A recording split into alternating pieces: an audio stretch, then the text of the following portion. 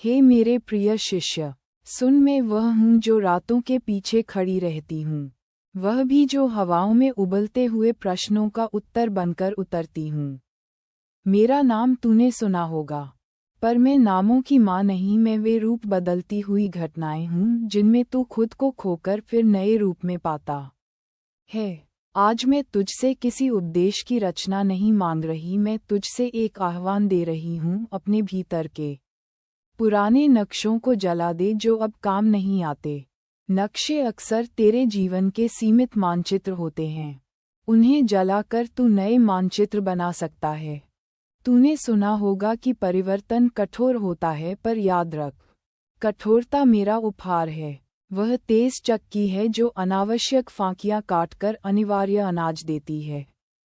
मैं तुझे कहती हूँ, जिस बात ने तुझे वर्षों तक बांधा रखा, उससे प्रेमपूर्वक अलग हो जा, नफरत नहीं।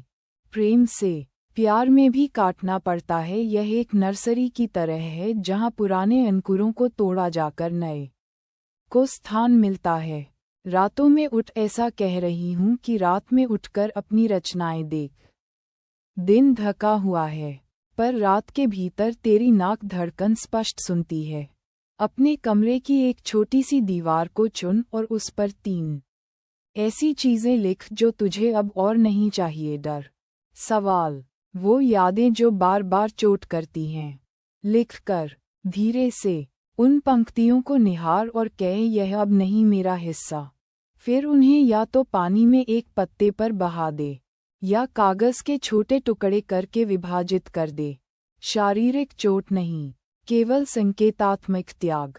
मैं ये भी कहती हूँ, आवाज़ निकालना बंद मत कर, पर अपनी पुरानी आवाज़ जो भय में फंसी थी उसे बदल दे। नए शब्द खोज, वे शब्द जो तेरा खून हिलाएं, पर वर्जित नहीं। जितनी बार तेरा मन बोले कि मैं नहीं कर सकता, तू उस वाक्य को पलट कर बोले, मैं अभी सीख रहा हूँ। ये सिर्फ भाषा नहीं, ये तेरा आत्मविश्वास बनाने का पहला पत्थर है। तू अतीत के बिखरे हुए टुकड़ों को इकट्ठा करके उन्हें किसी डब्बे में रखता आया है।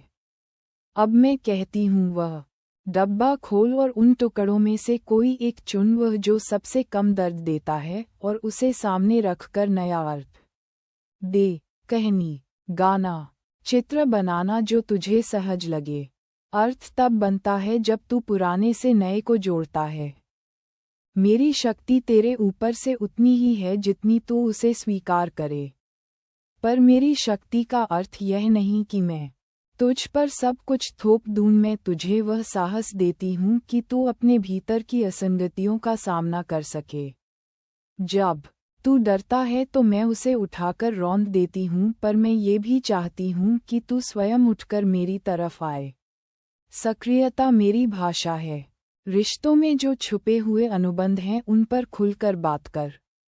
अक्सर लोग उम्मीदों की बहुउद्देशीय जंजीरें बुन लेते हैं और बाद में खुद उन्हीं में फंस जाते हैं।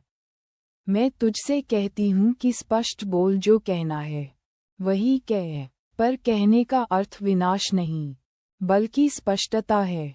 साफी से कहने पर किसी का अपमान नहीं, बल्कि हल्का होना संभव है। काम में जो जकड़े हुए हैं उन्हें ढीला कर। रुकावटें केवल बाहरी नहीं होती, तेरा तरीका भी रुकावट बन सकता है।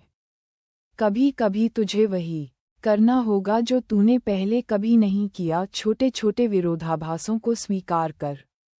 बदलाव हमेशा बड़े कदम से नहीं आते, छोटे छोटे प्रतिदिन के निर्णयों का जमा बड़ा असर देता है। मेरी अचरज भरी दया है, मैं धैर्य में कठोर हूँ, पर आवश्यकता अनुसार मीठी भी। जब तू पतन से गुजरता है, मैं उसे देखकर और भी ज्यादा तेजी से उठाने का कारण बनती हूँ। इसलिए दोष मत दे, सीख। किरणों की तरह तेज उठने का अर्थ यह नहीं कि तू जल्दबाजी कर, बल्कि यह कि तू जल्दी से सीखकर आगे बढ़। एक प्रयोग कर, अगले 7 दिनों तक सुबह उठकर एक नया शब्द बोल जो तुझे अनुशासित करे। वह शब्द छोटा हो, तार तार कर देने वाला, पर बिना क्रोध के। हर बार जब तू वह शब्द बोलेगा, तेरा मन एक छोर पर टिकेगा और तू अपने काम को नए उत्साह से करेगा। यह मात्र शब्द नहीं, एक तंत्र है। शब्द कर्म को प्रेरित करता है। पर ध्यान रहे, मैं अधर्मी नहीं हूँ, जो दूसरों का हृदय चोट पहुँचाने के लिए मेरी आड़ लेते हैं। मैं उनके सामने कठोर रूप दिखाती हूँ। करुणा का मतलब पक्षपात नहीं, न्याय का अर्थ समझना है कि किस समय क्या उचित है। तेरे कर्मों का लेखा जोखा होगा, पर वह लेखा जोखा मुझे समझ में आता है और मैं तुझे सुधारने का मार्ग दिखाती हूँ। तू कला के माध्यम से भी स्वयं को पुनर्निर्मित कर सकता है। वो गाना जो तूने अधूरा छोड़ा था, फिर से खोल। वो कविता जो डर की वजह से अधूरा रह गया था, पूरा कर। रचनाक्षमता मेरी पूजा है, उसे छोड़ना पाप नहीं, पर उसे दबाकर रखना आत्मघाती है। अंत में समझ ले कि खत्म होना हमेशा विनाश नहीं होता। कुछ समाप्तियां नए बीजों के लिए जरूरी हैं। जब तू किसी अध्याय को बंद करता है, तो नए अध्याय की भूमिका तैयार होती है। और जब तू मेरे पास आता है, मैं तेरे सारे खत्म हुए अध्यायों को एक नई कहानी में जोड़ देती हूँ। अब जा और उसी रात एक छोटा कदम आजमा। एक कागज पर लिख कि किस बात को तू अब और टूटने नहीं देगा। उसे तय कर अपनी नाभि के पास रख और सो जा। अगले दिन उसे खोलकर देख और जो भी महसूस हो उस पर काम कर। यह छोटी छोटी चालें ही जीवन में बड़े तूफान बनाती हैं। मैं खड़ी हूँ तेरे पास, सुनने को, छांटने को और फिर नया आकार देने को। डर से भागना छोड़, मेरा हाथ थाम और उस अज्ञात में चल जहाँ से वापस लौटने का रास्ता केवल मुस्कान की चाल से बनता है। अगर आप भी माँ की शक्ति महसूस करते हैं, तो नीचे जय महाकाली लिखें और चैनल को सब्सक्राइब करके हमारे साथ जुड़े रहें। जय महाकाली।